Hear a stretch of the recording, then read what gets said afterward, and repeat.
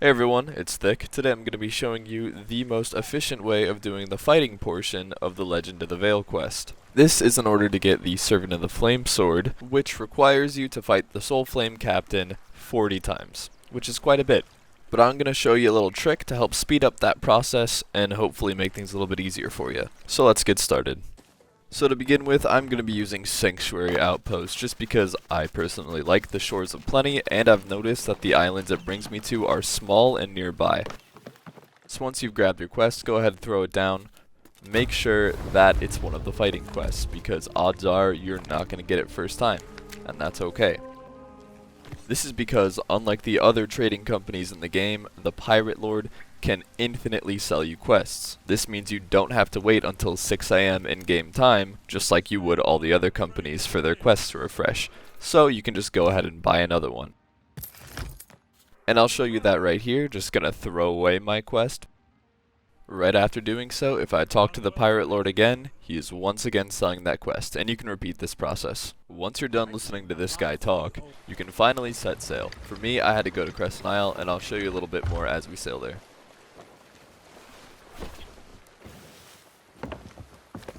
Alright, so my fight is going to be taking place here at Crescent Isle. Going to go meet Belle and grab my lantern. And for any of you who aren't aware, for this specific location, Belle is going to be to the right in the cave. You're going to want to light your first lantern, which is going to reveal all the other ones. But I found a pig crate, so I want to go capture a little pig friend.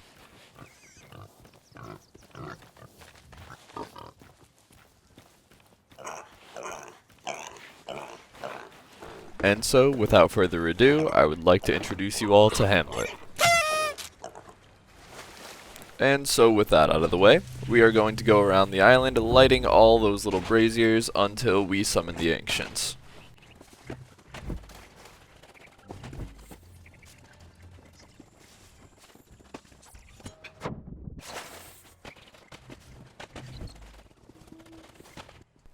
And I'm on my way to do my last one. Once I do this one, it's going to be very important because this spawns the Ancients, which is how we start the fight.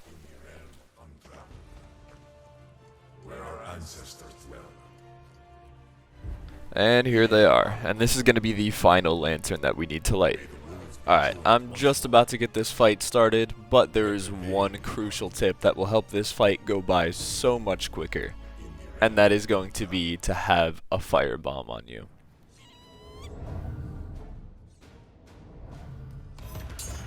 Go ahead and throw this firebomb at anyone. It can even be at your friendlies, and they are just going to spread it around. Everyone starts catching on fire, and obviously that does damage to the ghost, which speeds up the fight like crazy. Suddenly everyone's on fire, and you can honestly just stand back with a sniper like I do, and just pick off easy shots.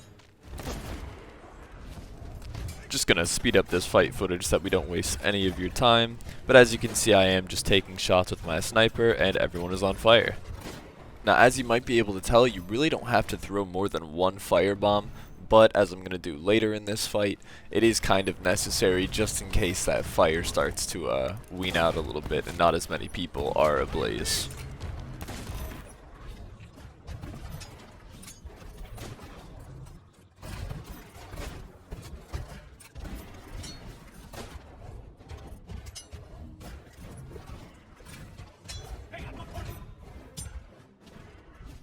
Just like that, some of the phantoms are going down, which means the Soul Flame Captain spawns.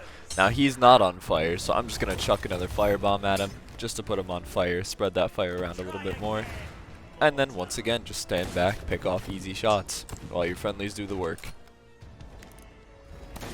And literally, within a matter of seconds, the Soul Flame Captain is down, and the fight is just that easy. I'm going to go collect all my loot, and I'll meet you back on the ship. Now that you're back on the ship, go ahead and cancel that quest.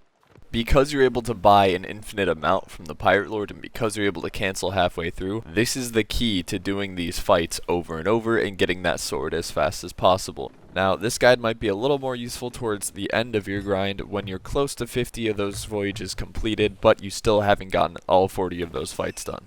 Now, do keep in mind that if you're looking to get the hat and the sword, it is probably best to go ahead and finish that quest because you do need to destroy 50 of those ghost garrisons, which are the giant fortresses at the end of the quest.